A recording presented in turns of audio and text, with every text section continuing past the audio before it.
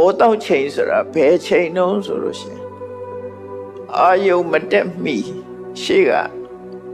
လင်းရောင်ကြီးလေးမလာခင်အဖြူရောင်လေးကအရင်လာတယ်မနေ့စောစောထိုင်တွေ့လိုက်မယ်နော်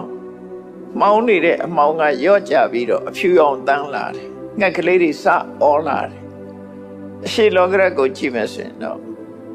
နေထွက်တဲ့ပုံစံမရှိသေးဘူးအလင်းရောင်မရှိသေးဘူးအနီရောင်မလာသေးဘူးအဲ့ဒီအချိန်လေးကိုပစ္စုတသမယလို့ခေါ်တယ်မိုးတော့ချိန်အဲ့ဒီချိန်ပွင့်တဲ့ပန်းကိုမိုးတော့ပန်းနော်မိုးတော့မိုးလင်းတဲ့အထိပ်ပဲကိုပြောတာအဲ့ဒါအရုံမဟုတ်သေးဘူးနော်အရုံတက်တဲ့ဆိုတာကနေထွက်တော့မဲ့ရှေးပြေနမိတ်ရှေးလောကရမှာ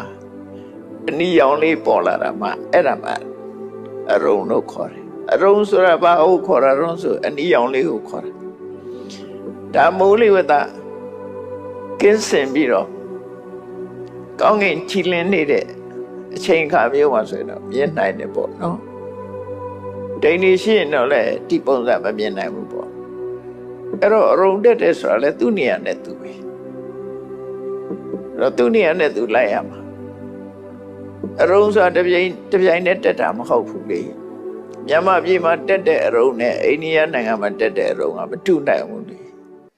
အိန္ဒိယကတနားရီနောက်ကျတယ်ဗမာပြည်ကတနားရီစောတယ်တခါဂျပန်နဲ့ဆိုရင်2 နာရီခွဲလောက်နောက်ကျတယ်ဟိုက2 နာရီခွဲလောက်စောတယ်နေဝင်ဒီထွက်ကိုအဲ့လောက်กว่าတယ်ပေါ့နော်အမေရိကန်နိုင်ငံမှာဆိုရင် East Coast ကနေပြီးတော့ West Coast မှာ3 နာရီกว่าတယ်နေဝင်နေထွက်ချိန်3 နာရီกว่าအဲ့တော့ရုံတက်တာလည်းกว่าတယ်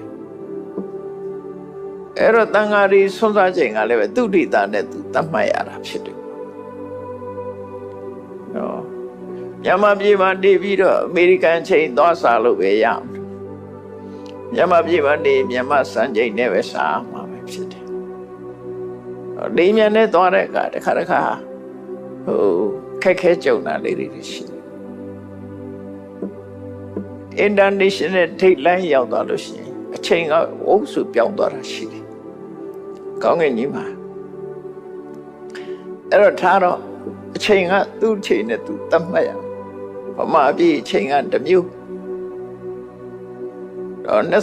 ဗမာနဲ့အမေရိကဆို23 နာရီလောက်กว่าတယ်23 နာရီကျော်ဗမာနဲ့ဂျာမနီတို့အင်္ဂလန်တို့နဲ့ဆို4 နာရီခွဲလောက်กว่าတယ်ဗမာက4 နာရီခွဲစောတယ်ဟိုက4 နာရီခွဲနောက်ကျတယ်အဲ့လိုပေါ့နော်သူစံတော်ချိန်နဲ့သူပဲ